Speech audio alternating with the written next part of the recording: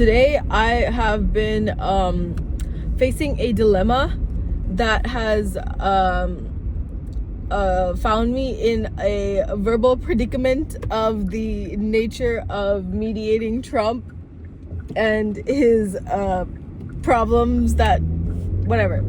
The point is, after mediating this entire thing, I go to the gym because I'm like, okay, let me clear out this stress, right? And I'm already crazy. So this morning, the only thing that would calm me down from like spiraling was like listening to a cuckoo clock like go cuckoo cuckoo because I let myself be the cuckoo one so that everyone else could feel like, oh yeah, like no, like that makes sense, like whatever. And then I lost my keys. And then I lost this freaking card. And I'm like, okay, I didn't lose it. But in the 2 seconds that I dropped it, someone picked it up and ran to the front desk. So today we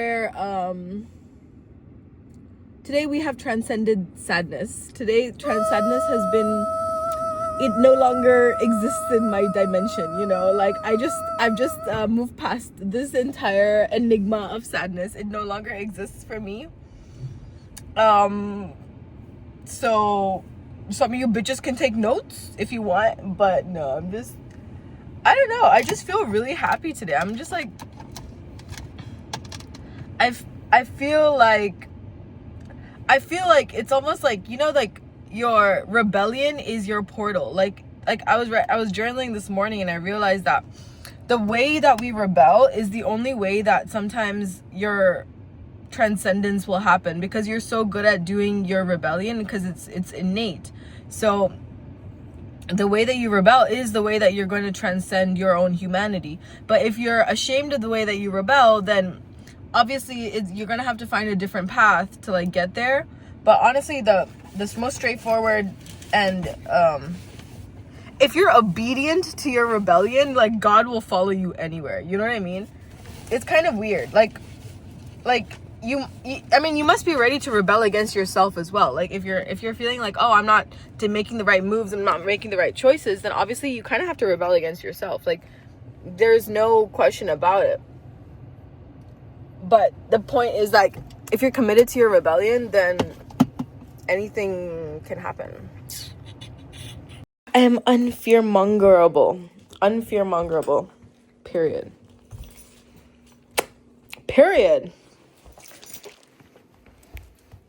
Period, Pandu. Say period. Yeah. Show them your stance. He has arthritis. Right by now?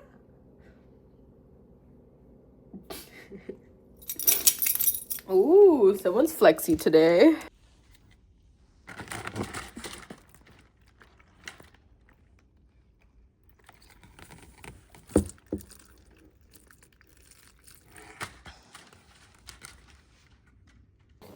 In lieu of fighting my battles and actually not picking a side, but presenting my options, right? Like currently the political climate is so manipulative that like there's no really right or wrong way to see things, but the fact that things are changing super rapidly, and there's a lot that us as a consumer force will not be privy to simply because we're not at the top. We're not involved in the power center of control.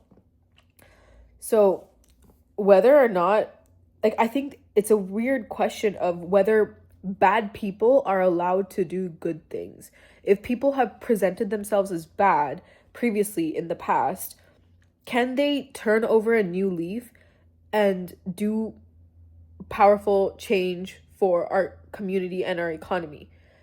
Whether or not they can is something that they must prove to us. It's not about whether, it's not our job to go out and support these people, right? So, but it is our job to stay open-minded and acknowledge and understand where exactly have we given our power away to massive corporations, economic, like these big fucking double box corporations, what is it called, like Target and all these places that have rolled back their DEI.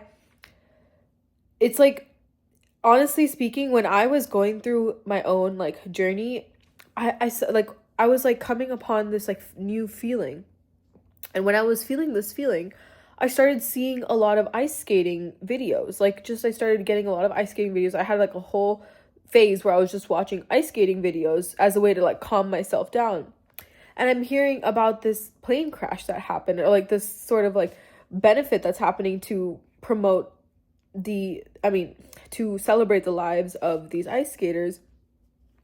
And it's almost grotesque because like it's the universe always responds in different ways, and there is a magic and there's a resonance in the way that the universe responds to different things.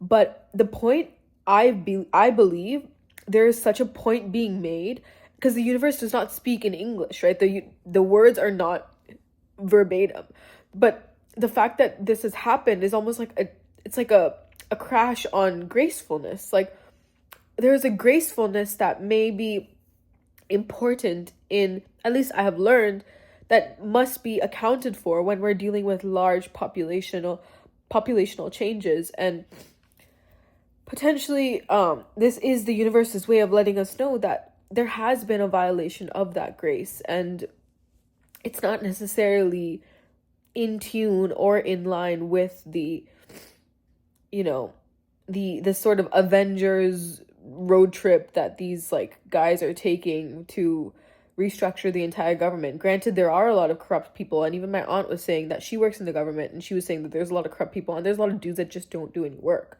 So, I mean, more the merrier, getting fired who know that they're taking advantage of their position. But the problem lies in the fact that things are changing so fast that we are not yet allowed to make an opinion. And that's where it's not a conflict, it was just more of like a situation where I was like I found out like really shocking news. I'm sure you can guess what kind of shocking news. And it was just like someone I was friends with, and I was like, oh my god, wait, what? Because like we share a lot of political conversations, we have a lot of good chats. So I don't know, people make decisions for different reasons, but that also gives us the space to also make our own decisions for our own reasons.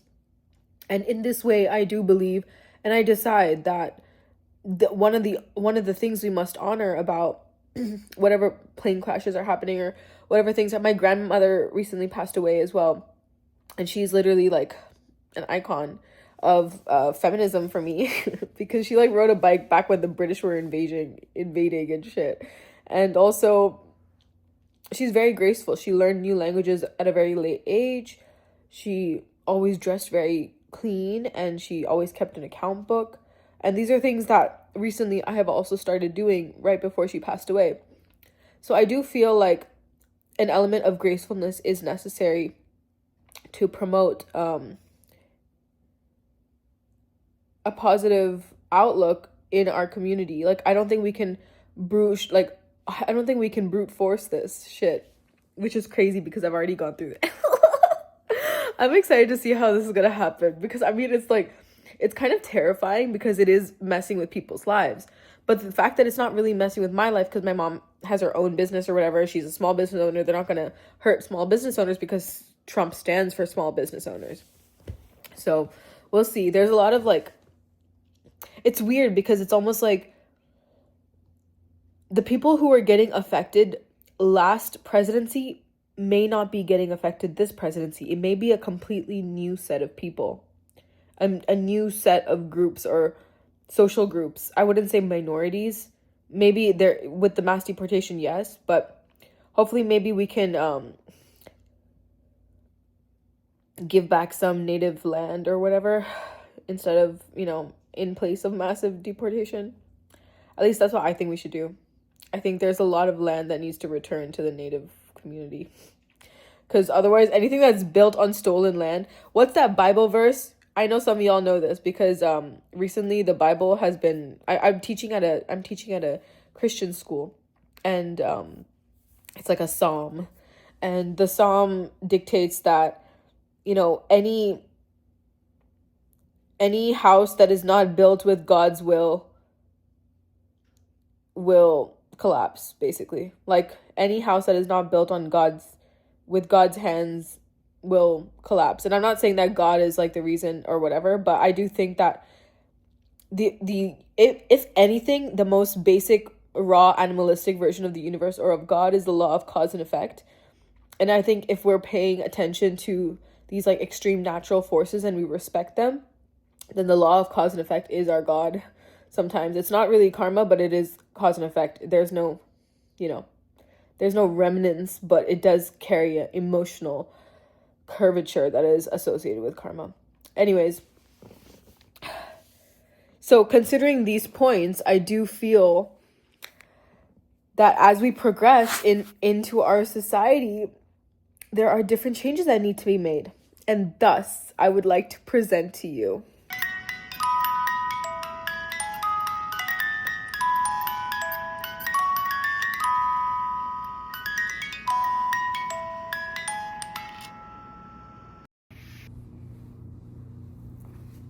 good evening. Today I will be presenting a poem by Kamya Manikantan.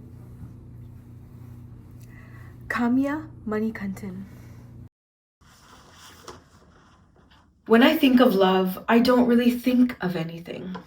Maybe I'll allow a half thoughtful face smiling back at me in contemplation, paired with some fine wine and some slight elevation.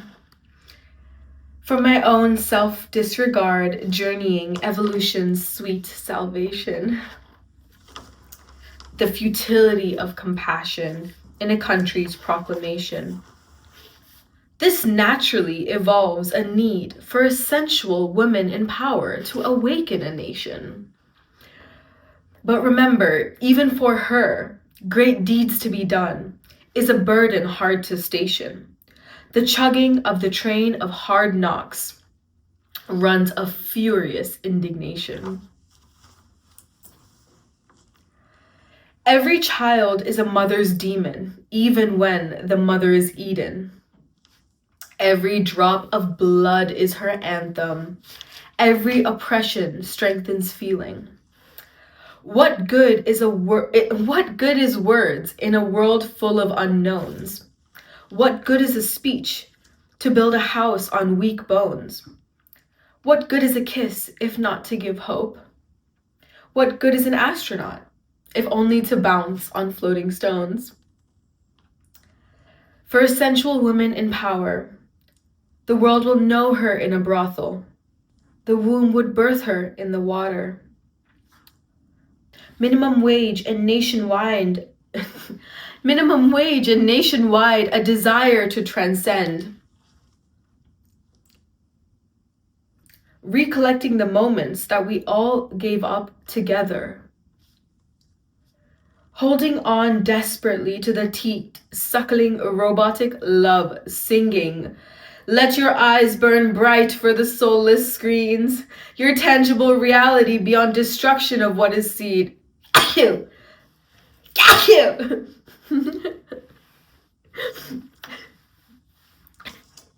And let us dance with the dainty red strings, seams carved seductively into our limbs and dreams. So as a sensual mermaid for the glory of God and the people, in order to form a more perfect and beautiful holy union, delicious holy union for all that is holy. Okay. As a sensual mermaid for the glory of God and for the people, in order to create a more perfect and delicious union for all that is holy, I vow to act on my finest impulses.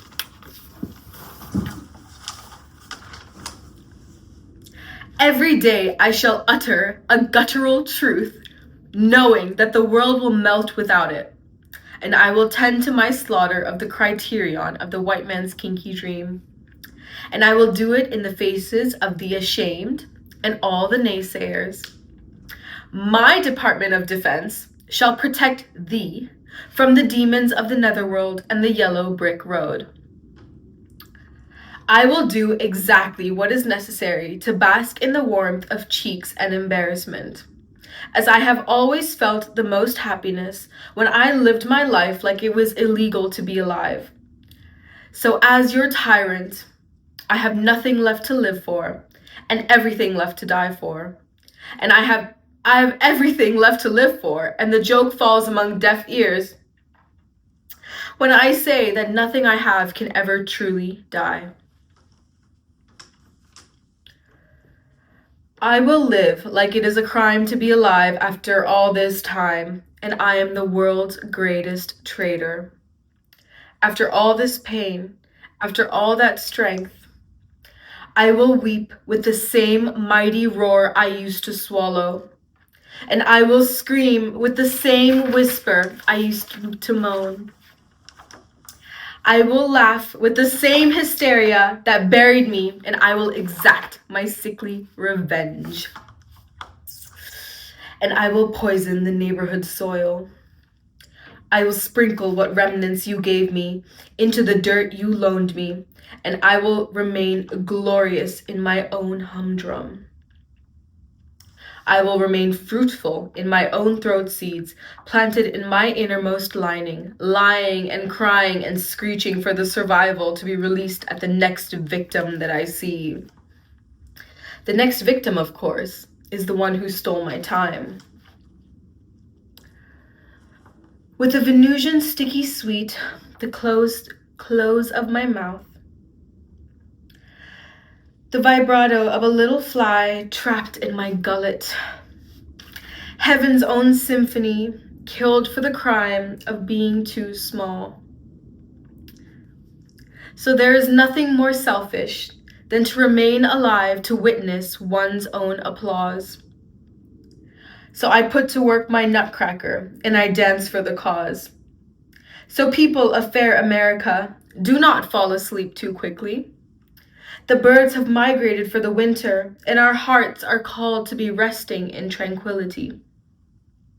Take this time to feel the breeze between your sighs, and let your lips taste insanity.